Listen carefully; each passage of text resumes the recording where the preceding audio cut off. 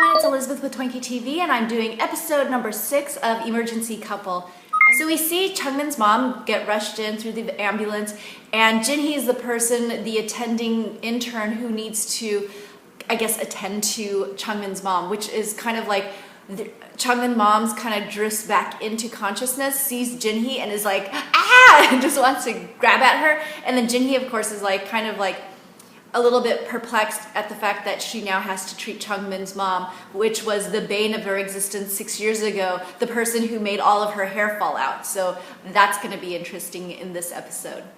On the other side of the hospital, you see Chun-soo getting berated and put to task at this kind of like hospital meeting where they're deciding the future of emergency room hospital staff because of the tracheotomy patient.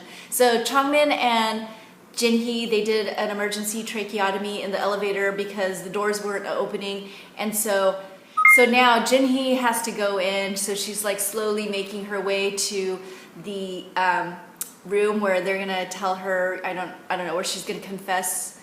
But Chungmin cuts her off and says that he was responsible. So now Chun-soo's kind of going, oh my gosh, these interns, why are they driving me crazy? Because Jin-hee's saying she did it, Chungmin's saying he did it. But ultimately what happens is the emergency room group, they get punished by having a cut in budget.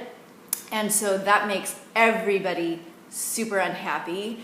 The staff blames Jin-hee. And then Chungmin, because his family is so well off, they're a doctor family, his uncles are so high up at other hospitals that he kind of gets away with it scot-free. But then Adam and Jin-hee, they're kind of getting into it in the locker room because, you know, Adam's like, well, how are you connected with Chungmin and Chungmin's mother? And then, because Jin-hee really doesn't want to talk about her divorce and everything else because that's kind of like still a taboo topic in Korea, she was like, well, how do you know that that's Chungmin's mom? And so Adam takes the stance where she's like, that's none of your business too. So that you can see that they're kind of getting testy and catty with each other, which is kind of adds a little bit of flavor to this love triangle. So that's kind of like, it adds an interesting little twist and a jab.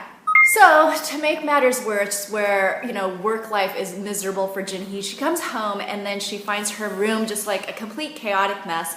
And so she's like, what happened? And she's like searching through her stuff, making sure that, you know, if she was robbed, what's robbed?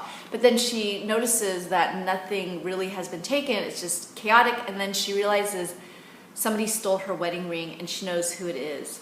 It's this mystery sister who ran away. And so the mom's not really happy because, you know, she's got one divorced daughter and now this runaway other daughter. And so she's like, oh, why me? Anyways, so Jin-hee's trying to attend to Chungmin's mom, but she's not having it. She's so angry and she's like just being a horrible patient, screaming for Chungmin to come into the room, and then she like smacks the food away, makes a mess, and you know, Jin-hee's like, you know, why do I have to put up with this lady still? It's just like, why? And I don't understand why either, except it's a Korean drama, and I think, you know, it's just a very small world in Korean dramas, and it always seems like whoever you don't want to run into, usually you run into many, many times over the course of the Korean drama series. So that's kind of why, Jin-hee, that this lady is going to be in your life for a little bit longer. The younger sister also has the nerve to call Jin-hee after she stole her ring and bought, you know, this guitar, that she doesn't have enough money. You know, the ring didn't bring in that much, and she wants more money. And here's her bank account, so please wire more money. I mean, the nerve. But you know what? Little siblings sometimes do that, and you just got to get over it.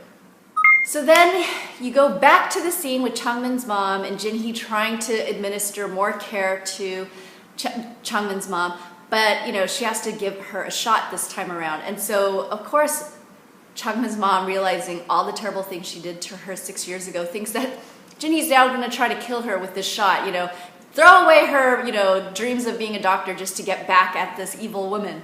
So I mean, that's certainly not the case, because you could see that Jin-hee still is very subservient to the mother and still trying to do her best. And not only that, she's trying to do well as a doctor in this hospital because that's her #1 priority. But the mom has nothing to do with it, and as Jin-hee's like trying to calm the woman down, smack right across the cheek, and then that's when Chun-soo and Chungmin walk in. Jin-hee's life 6 years ago and why she was living so miserably, and maybe why she like really was just kind of incapable of doing anything besides sleeping on the couch, barely functioning, and just kind of falling apart and being a complete mess. She has made significant changes. She's a doctor now, but she's a little bit bumbling in some ways too. She's not confident. She doesn't have the confidence to really like go for things. And so even though she's very intelligent and she knows what she's doing and she can do the job, without that confidence, she's like very hesitant, and then so things kind of go bad because she doesn't really just take that first step. And then you also see Chungmin. So Chungmin is actually stepping up. He's like, he will take responsibility for the tracheotomy patient. He's also trying to not hide behind his powerful family. And so, you know, you just kind of, I actually am growing to like Chungmin's character a little bit more of after each episode. Autumn, you know, she's not that bad. I don't mind her as a second lead character because she has this cuteness about her. She's really sexy, but then, you know, she is the second lead, so there is going to be that competitive bitchiness towards, you know, that she shows. But I do kind of like her anyways. And then Chun-soo is also, you could see him kind of really being more manly and being more of the head resident. And so I'm kind of liking his character more each episode as well. So thanks so much for watching. Please let me know what you think about this episode and this drama series, and I will talk to you soon. Thanks so much for watching. Bye!